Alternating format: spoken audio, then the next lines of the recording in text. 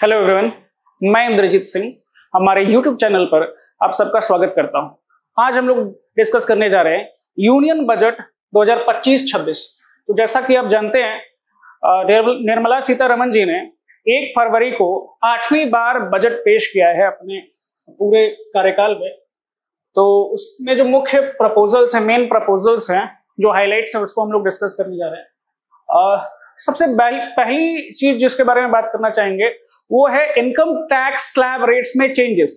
तो middle class को इस बार बहुत ज्यादा सपोर्ट मिला है गवर्नमेंट का, और 12 लाख रुपए तक कोई टैक्स नहीं लगने जा रहा है। ठीक है, 12 लाख, अगर सैलरीड क्लास की बात करें तो 12,75,000 तक के इनकम पर कोई भी टैक्स नहीं लगेगा।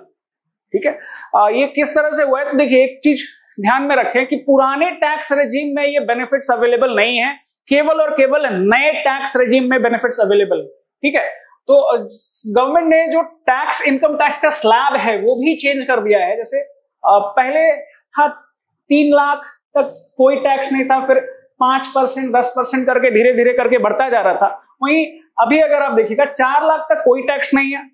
4 से 8 लाख तक के इनकम पर 5% का टैक्स पड़ेगा, 5% टैक्स रेट।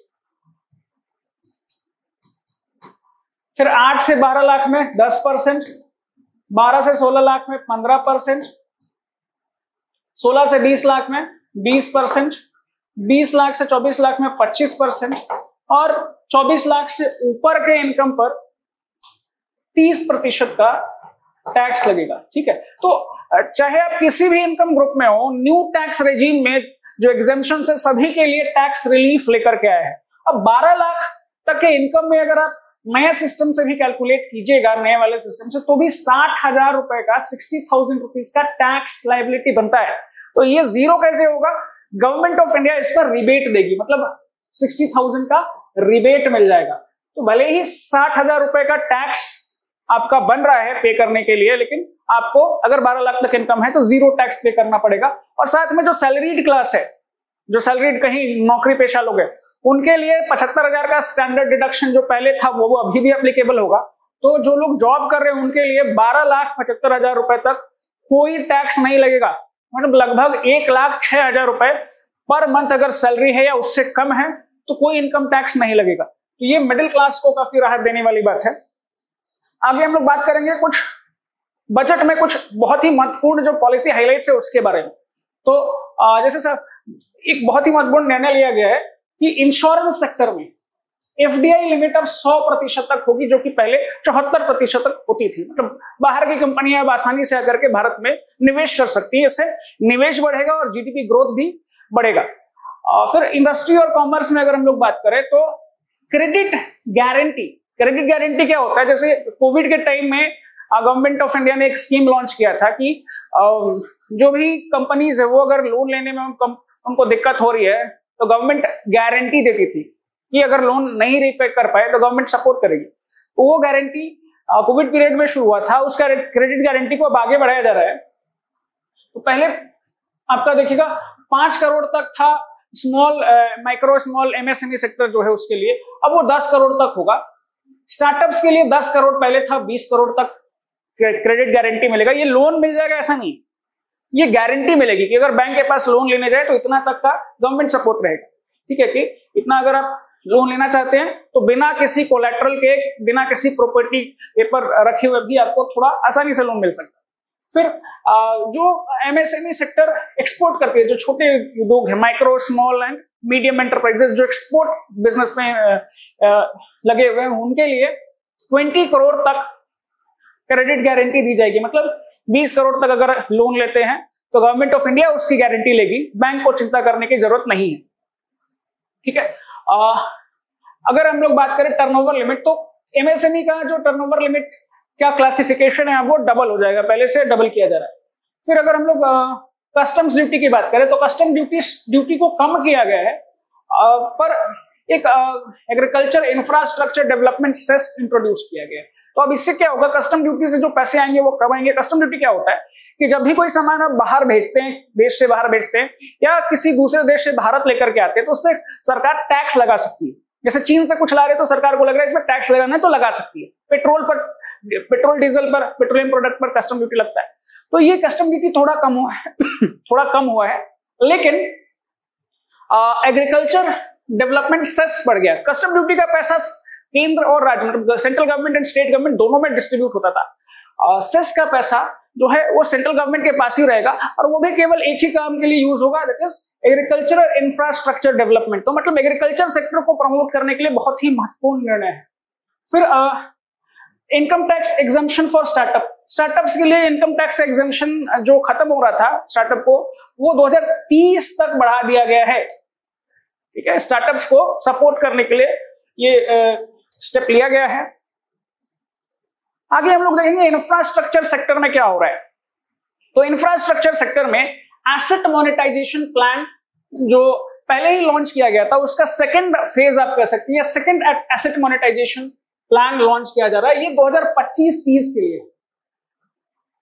ठीक है, एसेट मोनेटाइजेशन प्लान क्या है कि गवर्नमेंट की कोई प्रॉपर्टी है या कुछ संपत्ति है, उसको किस तरह से मोनेटाइज किया जा सके, उसे कैसे पैसा बनाया जा सके बिना उसको बेचे से, रेंट पर दे करके या किसी और तरीके से उस प्रॉपर्टी से रिसोर्सेस निकाले जाएं। तो उससे क्या होता है कि गवर्नमेंट नए नए प्रोजेक्ट्स को फाइनेंस कर सकती है, गवर्नमेंट के पास पैसा बढ़ेगा तो इंफ्रास्ट्रक्चर में और खर्च कर सकती है। फिर मॉडिफाइड उड़ान स्कीम की बात हो रही है। उड़ान स्कीम का ऑब्जेक्टिव था छोटे शहरों को, देश के छोटे शहरों के बीच में डोमेस्टिक एयर फ्लाइट्स को बढ़ाया जा सके।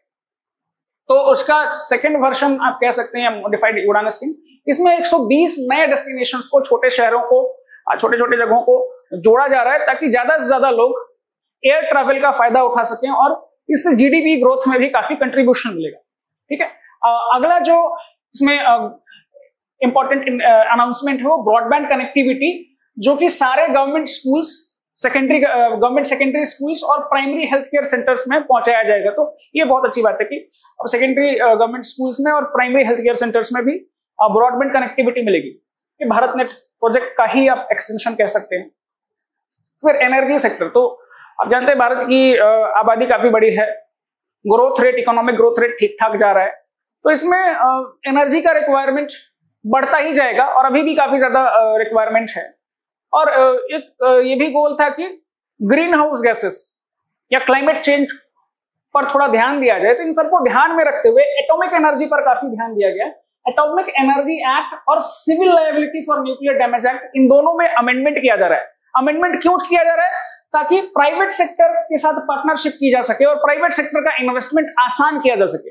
प्राइवेट सेक्टर इन्वेस्ट करेगी तभी जाकर के हम लोग एटॉमिक एनर्जी का पूरा यूज कर पाएंगे। क्योंकि अगर हम लोग देखें तो भारत केवल 3% electricity, only 3% electricity in India is generated from nuclear sources, nuclear energy, while in case of France it goes above 50%, 50% से ऊपर फ्रांस न्यूक्लियर एनर्जी से अपना इलेक्ट्रिसिटी जनरेट करता है। तो भारत को इस पर ध्यान देने की जरूरत है, क्योंकि जैसे जैसे जीडीपी बढ़ेगा, आबादी बढ़ेगी, एनर्जी की रिक्वायरमेंट होगी। फिर न्यूक्लियर एनर्जी मिशन है, जिसमें 20,000 करोड़ इन्वेस्ट किया जा रहा है। स्मॉल मॉड्यूलर रिएक्टर, ऐसे रिएक्टर्स जो मान लीजिए किसी एक टाउन को या छोटे शहर को पावर दे सकते हैं, इलेक्ट्रिसिटी दे सकते हैं। ठीक है, फिर एग्रीकल्चर सेक्टर में बात करते हैं। तो एग्रीकल्चर सेक्टर में एक मिशन लॉन्च किया जा रहा है, 6 year mission to achieve self sufficiency in pulses.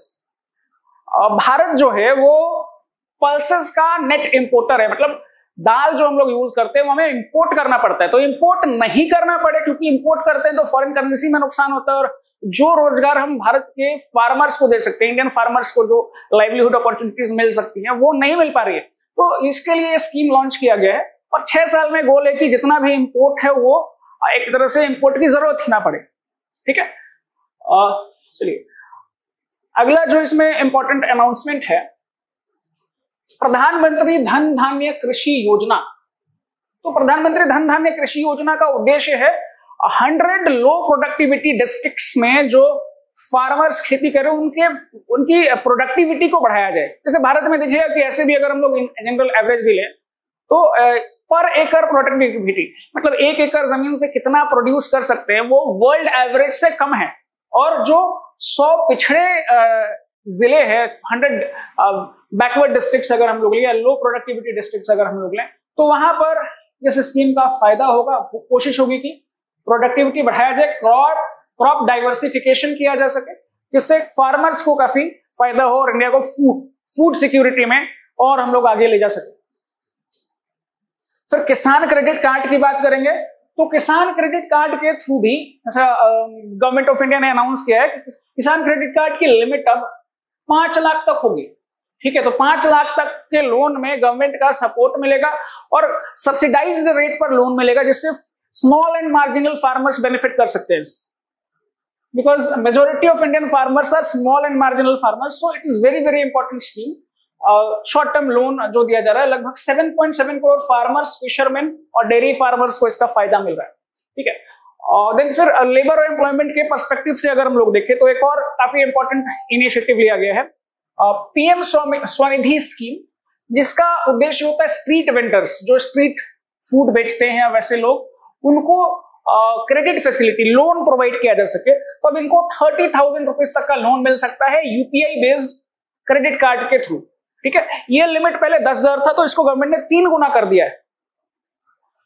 फिर अगर हम लोग further women, schedule caste, schedule tribes और फर्स्ट टाइम एंटरप्रेन्योर्स के लिए देखें तो इनको 2 लाख तक का लोन, 2 करोड़ तक का लोन मिल सकता है, और टोटल टारगेट है कि 5 लाख ऐसे लोन दिया जाए या 5 लाख लोगों तक इसका बेनिफिट पहुंचाया जा सके। तो ये बहुत इंपॉर्टेंट है स्टार्टअप सेक्टर को प्रमोट करने के लिए, और स्टार्टअप सेक्टर में women, schedule caste, schedule tribes के प्रमोशन को बढ़ाने के लिए, और फर्स्ट टाइम एंटरप्रेन्योर जो पहली बार कुछ बिजनेस शुरू करना चाहता है उनके लिए।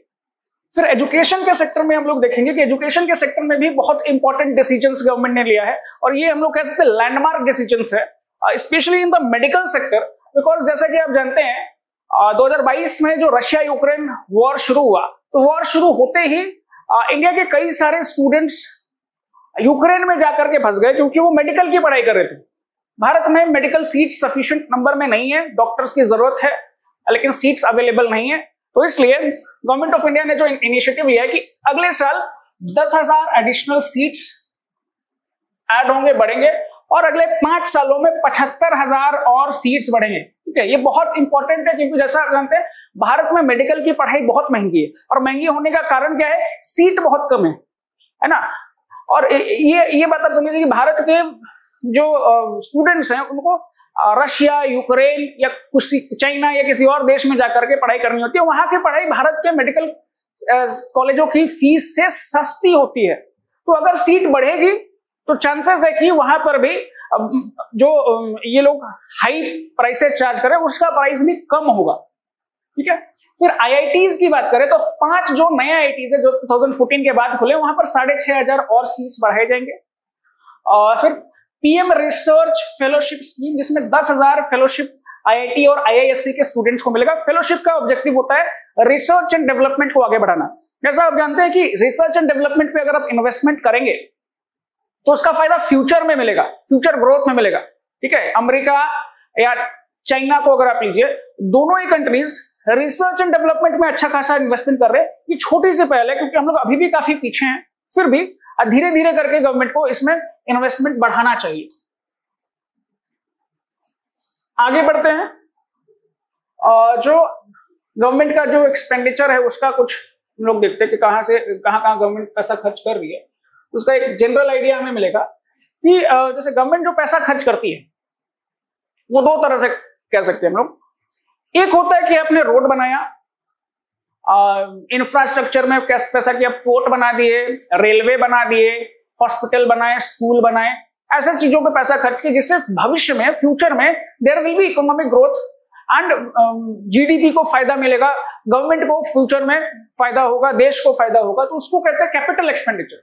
और एक एक्सपेंडिचर होता है जैसे सैलरी, पेंशन, जो भी सरकारी कर्मचारी है, गवर्नमेंट ऑफिसर, सिविल सर्वेंट्स को जो सैलरी दी जा रही है, पेंशन दी जा रही है, day to day expenses all come under revenue expenditure. ठीक है, तो रेवेन्यू एक्सपेंडिचर का जो यूज है इस वर्ष कर लिए तो इसी वर्ष उसका जो यूज है वो यूटिलिटी रहता है, उससे फ्यूचर में कोई बहुत ज्यादा, मतलब ऐसा नहीं कि 5, 10, 20 साल के बाद आपको तो उससे अर्निंग हो रही है, नहीं। कैपिटल एक्सपेंडिचर से होती है, रेवेन्यू एक्सपेंडिचर से नहीं होती है। लेकिन बिना रेवेन्यू एक्सपेंडिचर के गवर्नमेंट चल नहीं सकती, बिना सरकारी कर्मचारियों के, बिना गवर्नमेंट ऑफिसर्स को सैलरी दिए गवर्नमेंट कैन नॉट रन।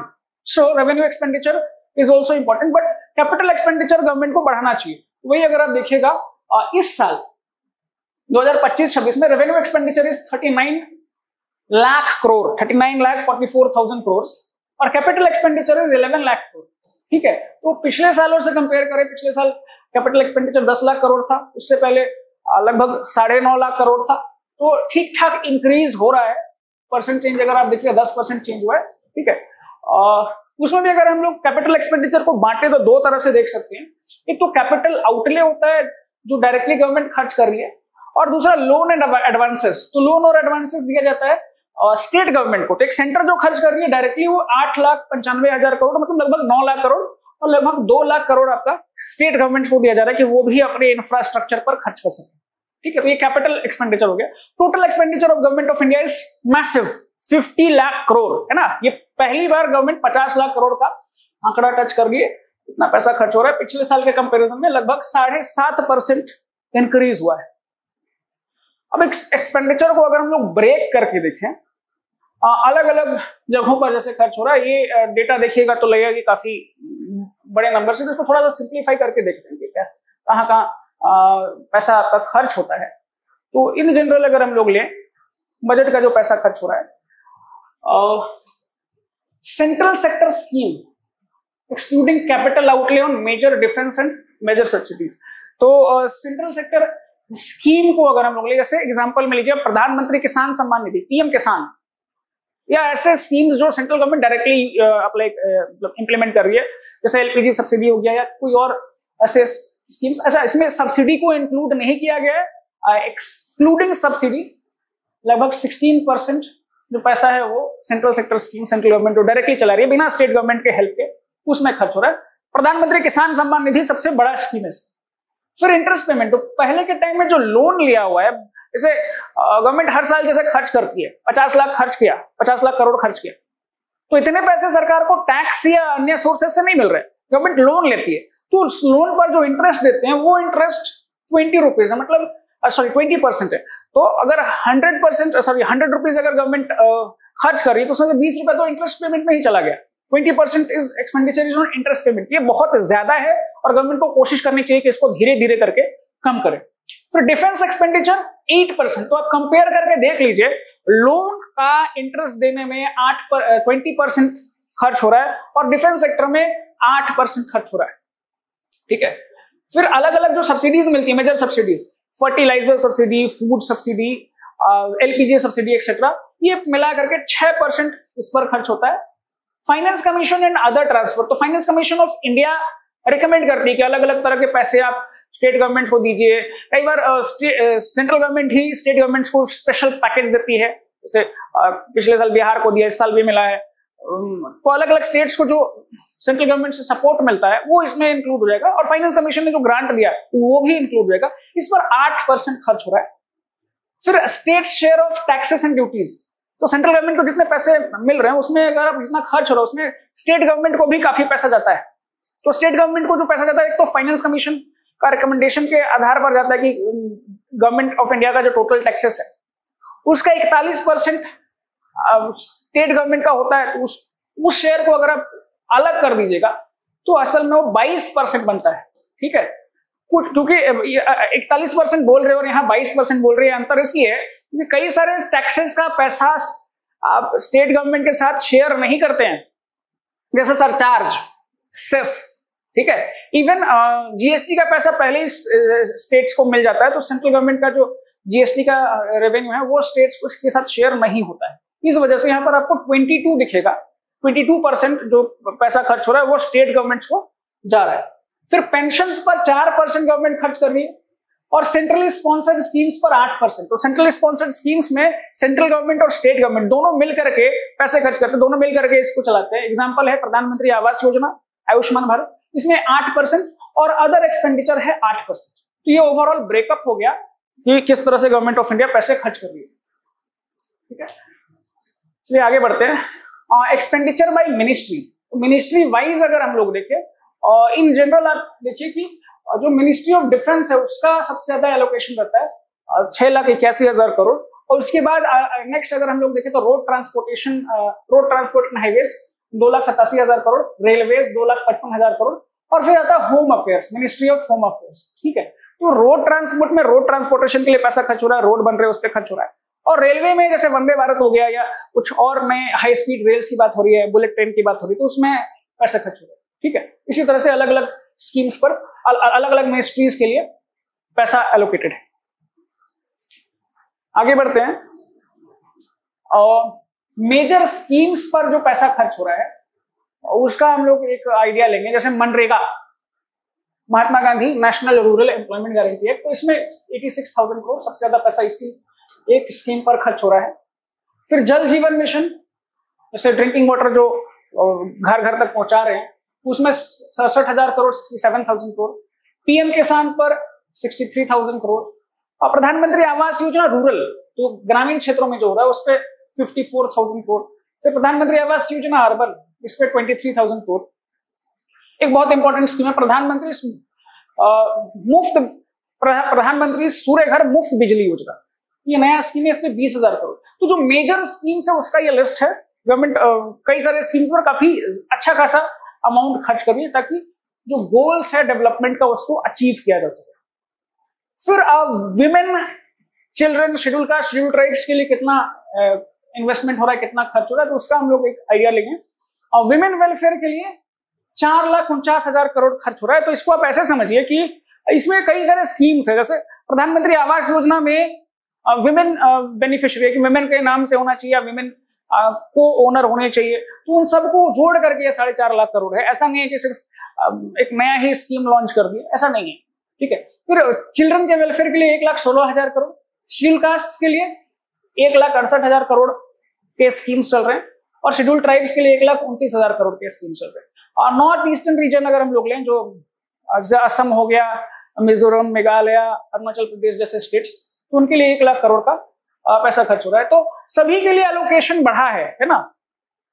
जैसे सबसे ज्यादा इंक्रीज जो दिखेगा आपको शेड्यूल कास्ट के वेलफेयर के लिए जो स्कीम्स हैं, जैसे स्कीम्स दिखेगा पोस्ट मैट्रिक स्कॉलरशिप हो गया, स्किल डेवलपमेंट का हो गया, तो इस पर पैसे खर्च हो रहे हैं। तो ये गवर्नमेंट का प्रायोरिटी है कि बैकवर्ड और मार्जिनलाइज्ड सेक्शंस, विमेन, चिल्ड्रन के लिए गवर्नमेंट इन्वेस्टमेंट करती रहे ताकि उनको अपलिफ्ट किया जा सके। सब्सिडी पर जो पैसा खर्च हो रहा है वो अगर हम लोग देखें, सबसे ज्यादा पैसा खर्च हो रहा है फूड सब्सिडी।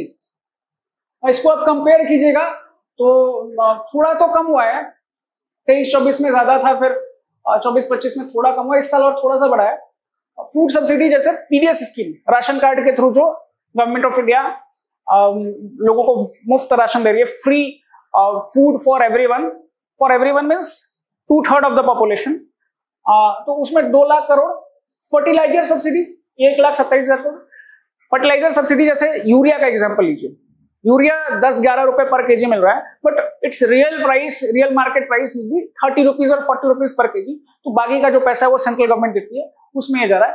इंटरेस्ट सब्सिडी जैसे बहुत सारे स्कीम्स में, जैसे किसान क्रेडिट कार्ड स्कीम हो गया और कई सारे और स्कीम्स है, उसमें गवर्नमेंट इंटरेस्ट सब्सिडी देती है कि जो भी लोन लोग लेना चाह रहे हैं उसमें इंटरेस्ट कम लगे, गवर्नमेंट की तरफ से सपोर्ट मिल जाए, तो उसमें 27,000 करोड़। एलपीजी सब्सिडी कम हो गया 12,000 करोड़, और बाकी और सब्सिडीज को अगर आप जोड़ेंगे टोटल सब्सिडीज का खर्चा 4,26,000 करोड़।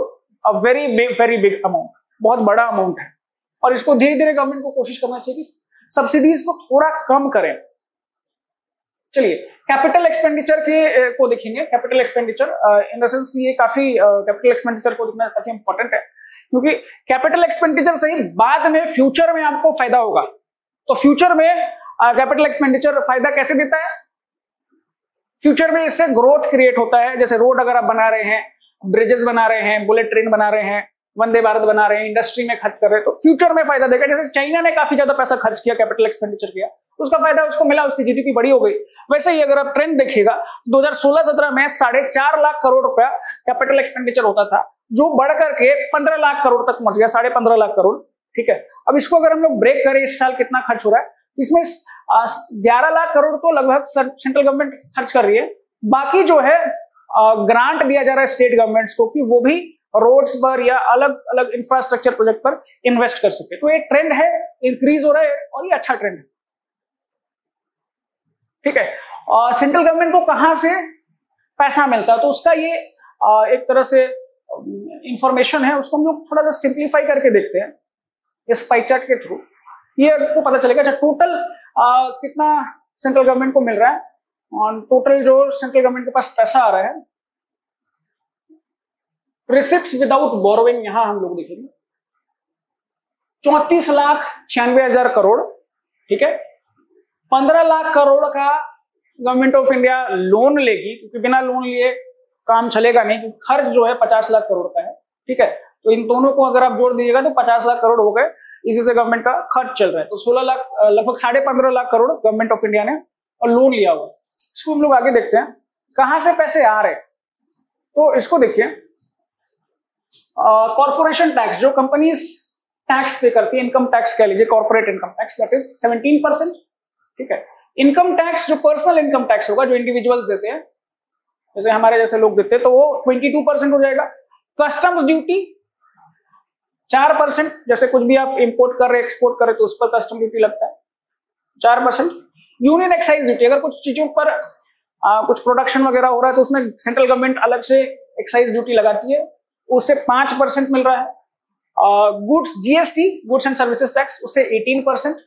नॉन टैक्स रिसिप्ट्स, तो नॉन टैक्स रिसिप्ट अगर आप लीजिएगा, जैसे ऐसा सोर्सेज जिसमें गवर्नमेंट टैक्स नहीं लगा रही लेकिन गवर्नमेंट को सपोर्ट मिल रहा है, फंडिंग मिल रही है, तो कैसे मिलता है? जैसे सपोज डिसइन्वेस्टमेंट की, डिसइन्वेस्टमेंट इन द सेंस जैसे LIC का कुछ शेयर बेच दिए प्राइवेट सेक्टर को, या किसी गवर्नमेंट कंपनी को प्राइवेटाइज कर दी, तो उससे जो पैसा आता है उन सबको आप ले सकते हैं। और नॉन डेट कैपिटल रिसिप्ट, ये सारा हम लोग देखें। नॉन डेट कैपिटल रिसिप्ट में हो सकता है कि गवर्नमेंट ऑफ इंडिया ने किसी को पहले लोन दिया हुआ, वो लोन वापस मिले, तो इन सबको अगर आप देखिएगा तो ये नॉन टैक्स रिसिप्ट 9% है और non debt capital receipt 1%। Borrowing, जो लोन ले रहे हैं वो 24% है। मतलब अगर government of India is spending ₹100, 24 rupees is being borrowed, है ना। तो ये लोन आपका बढ़ेगा और फ्यूचर में आपको इसको रिपे करना पड़ेगा, इससे इंटरेस्ट पेमेंट का खर्च आपका फ्यूचर में बढ़ जाता है। आगे चलते हैं, डिसइन्वेस्टमेंट के बारे में बात कर रहे थे। तो जैसे डिसइन्वेस्टमेंट भी काफी बड़ा एक मैटर रहता है। तो इस साल का जो टारगेट है 2025-26 का, वो 47,000 crore, 47,000 crore government of India wants to raise by disinvesting shares from the government companies, government PSU से जो शेयर बेच करके जो पैसा मिलेगा, वो लगभग 47,000 करोड़ का एस्टीमेट ले रहे हैं। अब ये जरूरी नहीं कि ये टारगेट अचीव हो जाए, क्योंकि पिछले कई सालों में अगर हम लोग देखेंगे, जैसे इस ग्राफ को अगर हम लोग देखें, बजट के एस्टीमेट में ये बजट का एस्टीमेट है, और अगर येलो कलर देखिएगा तो एक्चुअल कितना डिसइन्वेस्टमेंट हुआ है वो है, ठीक है। तो इसमें काफी गैप भी देखने के लिए मिलता है। तो गवर्नमेंट ने 47,000 करोड़ कहा है, जरूरी नहीं कि वो अचीव हो पाए, गवर्नमेंट के एफिशिएंसी पर डिपेंड करेगा, मार्केट, स्टॉक मार्केट के कंडीशन पर डिपेंड करेगा कि इतने पैसे आते हैं या नहीं आते। फिर fiscal responsibility, budget management target, देखिए क्या है। गवर्नमेंट ऑफ इंडिया ने जो अपना खर्च है, अगर खर्च को देखिएगा कि 100 रुपीज में से 24 रुपीज जो फाइनेंस हो रहा है, that is from borrowings, loan ले रहे हैं। तो लोन भी लिमिट में होना चाहिए। अगर ज्यादा लोन लेंगे तो गवर्नमेंट का जो बैलेंस शीट है वो बर्बाद हो जाएगा और कंट्री क्राइसिस में आ सकती है। तो उसीलिए बजट मैनेजमेंट की बात की जाती है कि कितना फिस्कल डेफिसिट होना चाहिए, कितना रेवेन्यू डेफिसिट होना चाहिए, कितना प्राइमरी डेफिसिट होना चाहिए। तीनों को एक एक करके डिस्कस करेंगे। और इसमें एक ऑलरेडी 2003 में लॉ भी बना हुआ है, fiscal responsibility and budget management act 2003, ये लॉ बना हुआ है। इसमें जैसे गवर्नमेंट को टारगेट किया गया था कि फिस्कल डेफिसिट को घटा करके 3% कर दें, 3% of GDP, revenue deficit 0, primary deficit को भी कोशिश करें कि 0 तक अगर आ जाए तो ठीक है। लेकिन ये हो नहीं रहा है। इसमें अगर जैसे हम लोग ट्रेंड देखें, फिस्कल डेफिसिट घट जरूर रहा है, फिर भी ये 3% जैसे फिस्कल डेफिसिट नहीं हुआ, ठीक है। तो फिस्कल डेफिसिट 23-24 में 5.6%, 24-25 में 4.8% और इस साल का 4.4% का टारगेट है।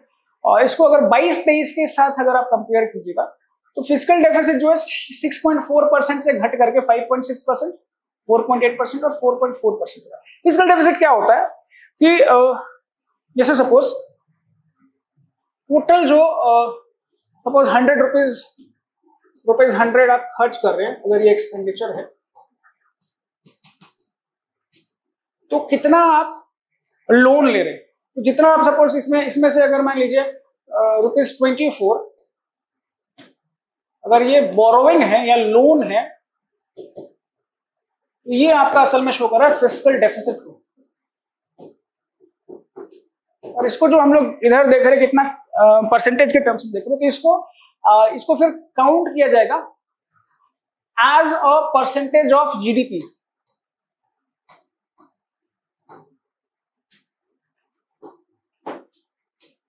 ठीक है, ये जैसे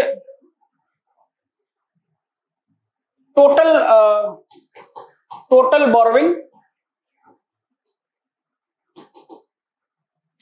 bye GDP of India into 100। ठीक है, तो इससे परसेंटेज में जीडीपी के परसेंटेज में कितना लोन लेना पड़ा, कितना बोरोइंग हुआ, वो हमको देखने के लिए मिलता है, आइडिया मिलता है। तो वो आपका इस साल 4.4% होने की चांसेस है। Government should try to reduce it to 3%। ठीक है, इससे फायदा ये होगा कि लॉन्ग टर्म में कंट्री की इकोनॉमिक स्टेबिलिटी इंप्रूव होगी and foreign investors can invest more in India. उनको बिलीव होगी कि इंडिया की इकोनॉमी अच्छी है तो उसमें और इन्वेस्ट कर सकते हैं। Then revenue deficit.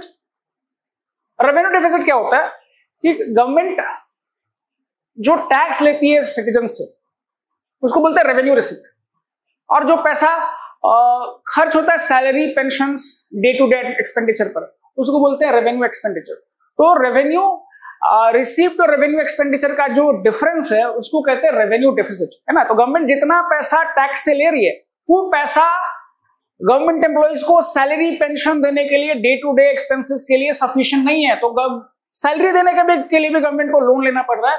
ये तो एकदम ही जीरो होना चाहिए। ये घट करके 2.6% से घट करके 1.5% पर आया है।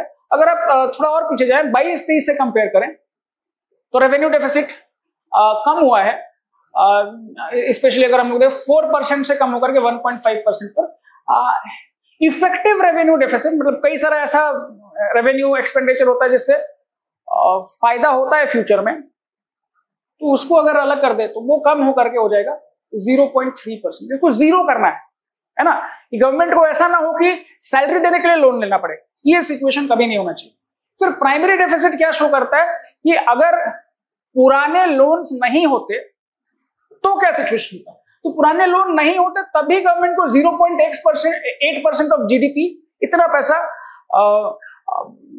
लोन के थ्रू ही चुकाना पड़ता। मतलब ये भी सिग्निफिकेंट अमाउंट है। This should be again zero. कोशिश करना चाहिए कि ये भी जीरो हो। ठीक है, नए लोन्स को बहुत ज्यादा बढ़ाना भी अच्छी बात नहीं है। आउटस्टैंडिंग लायबिलिटीज क्या होता है कि अलग अलग सालों में जो लोन लिए तो पूरा एक्यूमुलेट हो जाता है, हर साल उसका इंटरेस्ट पेमेंट करते हैं। तो जो लोन आपका एक्यूमुलेट हो रहा है उसको as a percentage of GDP, जैसे अगर इंडिया की जीडीपी सपोज मान लीजिए कि 100 रुपीज है, तो 100 रुपीज में से टोटल इंडिया का लोन कितना है, सेंट्रल गवर्नमेंट ने कितना लोन लिया हुआ है, वो उसका आपको डेटा मिलेगा आउटस्टैंडिंग लायबिलिटीज में। तो ये देखिए आउटस्टैंडिंग लायबिलिटीज जो था गवर्नमेंट ऑफ इंडिया का, वो अगर हम लोग 2018-19 तक देखें तो 49% था।